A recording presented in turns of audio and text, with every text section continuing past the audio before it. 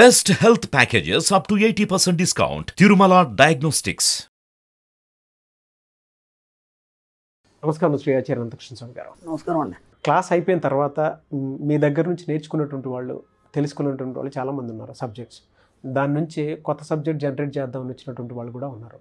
అయితే ఇందులో ముఖ్యంగా సార్, నాకు తెలిసిన ఫ్యామిలీయే మీ వీడియోస్ చూసిన తర్వాత, మీ క్లాసెస్ అటెండ్ అయిన తర్వాత పర్ మంత్ ఇంత అని గోల్డ్కి డబ్బులు తీసి, వాళ్ళకి తినటానికి ఉన్నాయా, వంటానికి ఉన్నాయా అనేటువంటి విషయం పక్కన పెట్టేసి, గోల్డ్ పర్ మంత్ ఇంత అని కొనండి, దానివల్ల మీకు తెలియని సంపద తోడవుతుంది. ఎక్క తిరిగి చూసుకుంటే మీకు తెలియని ఒక చేంజ్ కనిపిస్తుంది, మీ వెనక ఒక ఎనర్జీ ఉన్నట్టు ఉంటుంది అని చెప్పేసి అన్నారు. అది తూచా తప్పకుండా పాటించినటువంటి వాళ్ళే ఒకళ్ళు కింద కామెంట్ బాక్స్లో రెగ్యులర్గా పోస్ట్ చేస్తూ ఉంటారు. అండ్ తెలిసినటువంటి వాళ్ళే చెప్తూ ఉంటారు, అనంతకృష్ణ స్వామి గారి వీడియోస్ మేము ఫాలో ఇచ్చేయటం వల్ల, ఎవ్రీ మంత్ తెలియకుండానే గోల్డ్ కొనటం వల్ల ఇవాళ నేను నా దగ్గర ఇది ఉంది అని బలంగా చెప్పగలుగుతున్నాను. థ్యాంక్స్ టు యూ అండి అని చెప్పేసి అప్పటికప్పుడు కలిసినప్పుడు ఇలా చెప్తున్నా. అండ్ ఆ పర్సన్ మొన్న ఇక్కడికి కూడా రావటం జరిగింది. He felt very happy, he has given compliment to you అండి.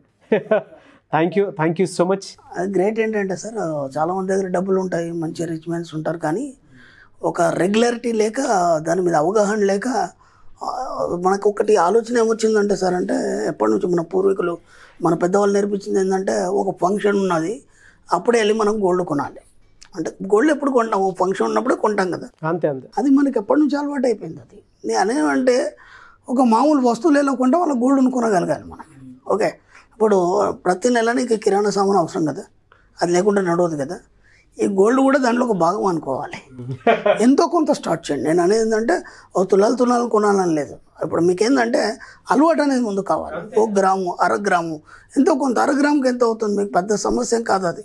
ఒక 5,000, ఒక 4,000 ఎంతో అవుతుంది, పెద్ద ఎక్కువేం కాదు కదా అది. అంటే మీరు ఎట్లా ఒక 20,000 నెలకు ఖర్చు పెడుతున్నారు, రెంట్ అని అదని, దాంట్లో ఇది కూడా ఒక ఖర్చు అనుకోండి. ఖర్చు అనుకోవడం వల్ల ఏమవుతుందంటే అది అలవాటుగా మారిపోతుంది. ఒక నెల కొనకపోతే మీ మనసు పీకుతుంది. అంటే ఆ సబ్కాన్షియస్ మైండ్ అది తీసుకుంది. ఒకసారి మీరు 1 గ్రాము గోల్డ్ తీసుకొచ్చి మీ ఫ్యామిలీ అందరి ముందు దాన్ని ఓపెన్ చేసి ఇది కొన్నాను చూపించండి, అందరి కళ్ళల్లో ఆనందంలో మెరిసిపోద్ది. ఎప్పుడు లేని వైబ్రేషన్ వస్తుంది.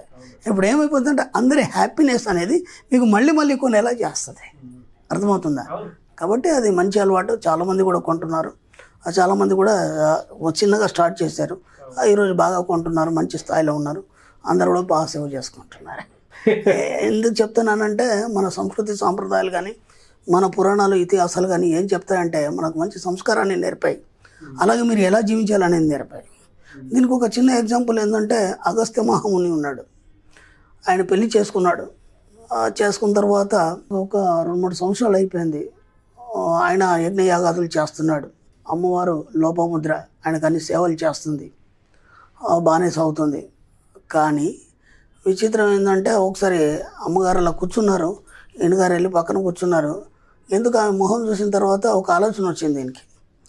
పెళ్లి చేసుకొని ఇన్ని సంవత్సరాలు అయింది కదా, ఒక సంతానాన్ని ప్రసాదిద్దామని చెప్పేసి అమ్మవారికి అన్నాడు కదా, ఏమ్మా నేను నీకు ఒక సత్సంతానాన్ని ప్రసాదించదలుచుకున్నాను, ఏమంటావు అని అడిగాడు ఆయన. అడగానే ఆమె ఉంది కదా, నాకు ఇప్పుడే వద్దండి సంతానం అంది. అదేంటి అని అడిగాడు ఆయన. మీరు సన్యాసి ఆశ్రమంలో ఉన్నారు, నేను ఇక్కడ మీకు సేవలు చేసుకుంటూ కూర్చున్నాను, కాబట్టి ఇలా ఉన్నప్పుడు నాకు సంతానం ఇవ్వాలనుకుంటే ముందు నాకు ధన సంపత్తులు కావాలి. ఓకేనా? మనం చాలా ధనము, డబ్బు, సంపత్తో కూడి ఉండాలి. కూడి ఉన్నప్పుడు ఆ తర్వాత మీరు సంతానాన్ని ప్రసాదించండి అనింది ఆమె. అనగానే ఈయన అన్నాడు, ఇప్పుడు ఎక్కడి నుంచి తేవాలి? ఆయన గొప్ప ఋషి అండి ఆయన. కాకపోతే ఆయన తపశక్తి ద్వారా సృష్టించవచ్చు ఆయన అన్నాడు, దీనికి తపశక్తిని ఎందుకు వినియోగించాలి అని చెప్పేసి ఒక రాజు దగ్గర వెళ్ళి అడుగుదామన్నాడు. ఆ తర్వాత ఆ రాజుకు అన్నాడు, నువ్వు నాకు ఇంత ధనము సంపత్తు కావాలి, నాకు ఇచ్చిన తర్వాత మళ్ళీ నీ దగ్గర ఖాళీ అవ్వకూడదు. ఓకే, నీ దగ్గర ఖాళీ అవ్వకూడదు. రేపు ఎవరన్నా వచ్చి ఏమయ్యా నువ్వు ఇలా అయిపోయినావు అంటే, నువ్వు ఉన్నదంతా అగస్త్య మహామునికి ఇచ్చానని చెప్పొద్దు.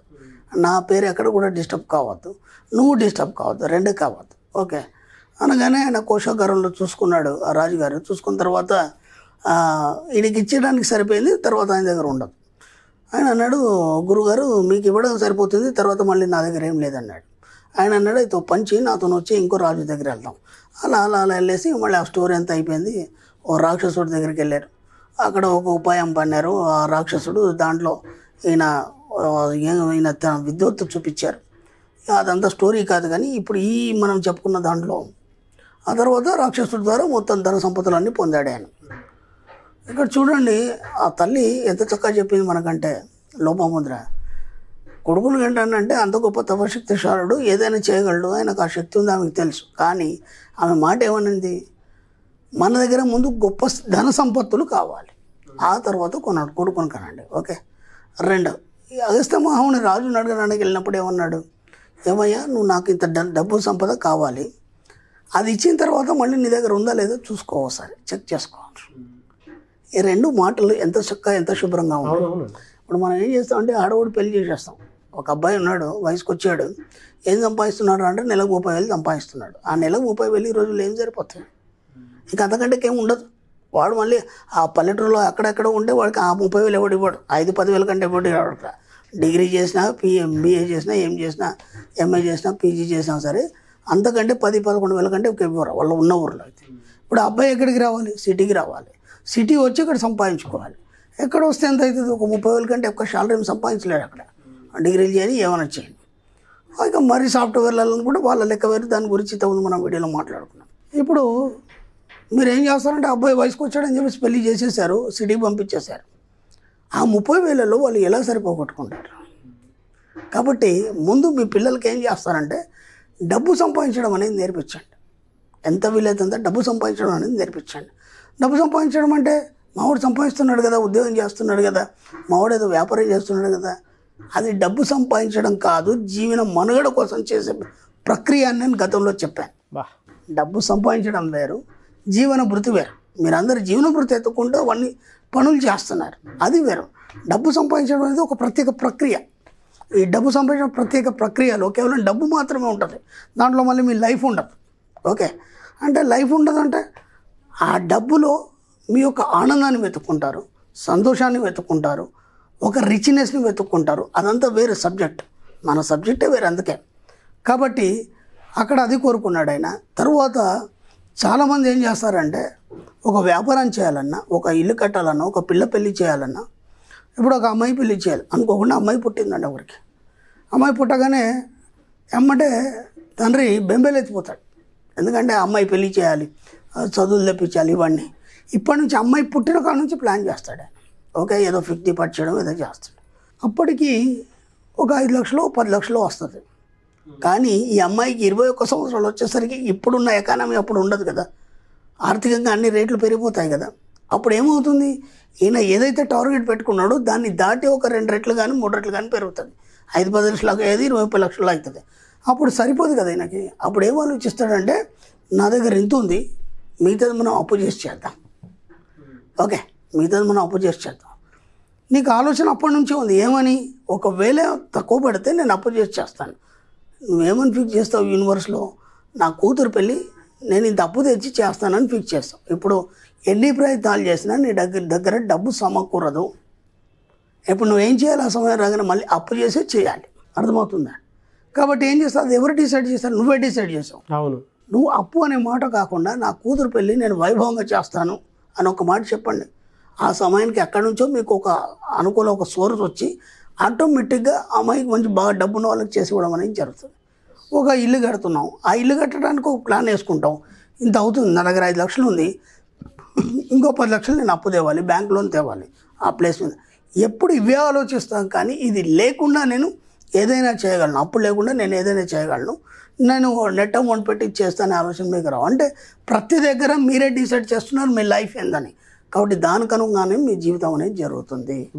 కాబట్టి ఇక్కడ అగస్త్య మహాముని ఎంత శుభ్రంగా అడిగాడు, నాకు ఇచ్చిన తర్వాత మళ్ళీ నీ దగ్గర ఏం లేదనే మాట రాకూడదు, నువ్వు సంపూర్ణంగా ఉండాలి. నేను చెప్పేది ఏంటంటే మన ఇతిహాసాలు, పురాణాలు, మన ఋషులు ఎంత బాగా నేర్పారు. అక్కడ ఏమందామే, ఇప్పుడు నాకు కొడుకు కావాలంటే ముందు డబ్బు సంపత్తి, ధనం, సంపత్తులు అన్నీ కావాలండి. ఇప్పుడు ఏమవుతుంది, ఇంకా వాడి గురించి ఆలోచించేది ఉండదు. ఏదైతుందో వాడు బాగా అనుభవిస్తాడు, మరి వీళ్ళని అడిగే అవసరం ఉండదు, వేరే ఆలోచన ఏమి ఉండదు. ఇక్కడ ఈయనేం అడిగాడు, నాకు ఇచ్చిన తర్వాత మళ్ళీ నువ్వు లాస్ కావచ్చు. మనం ఏం చేస్తాం, 5-10 లక్షలు ఉండే కూడా దాంట్లో పెట్టేస్తాం, ఖాళీ చేతులతో మళ్ళీ మొత్తుకొని కూర్చుంటాం. మనం ఎంత జాగ్రత్తగా ఉంది. కాబట్టి అప్పుడప్పుడు మన ఇతిహాసాలు, పురాణాలు, మన ఋషులు చెప్పిన మాటలు కూడా వినాలి. వాళ్ళ అక్కడ ఏం చెప్తున్నా అంటే నేను అనేది ఏంటంటే బోలెడు ఉంటాయి మనకు చెప్పేటి.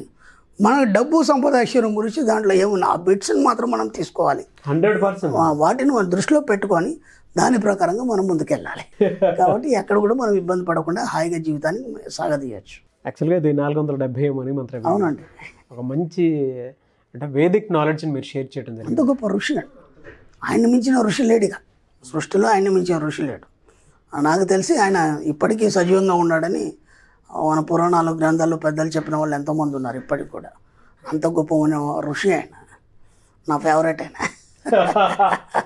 ఎందుకంటే ఆయన సాధించినవి చాలా ఉన్నాయి, ఆయన బోధ చేసినవి చాలా ఉన్నాయి. నాకు చాలా అంటే చాలా ఇష్టం అగస్త్య మహాముని. ఆయన చరణాలకు ఒకసారి నమస్కారాలు. Thank you sir. Thank you so much Shri Acharya Anantakrishna Swami గారు.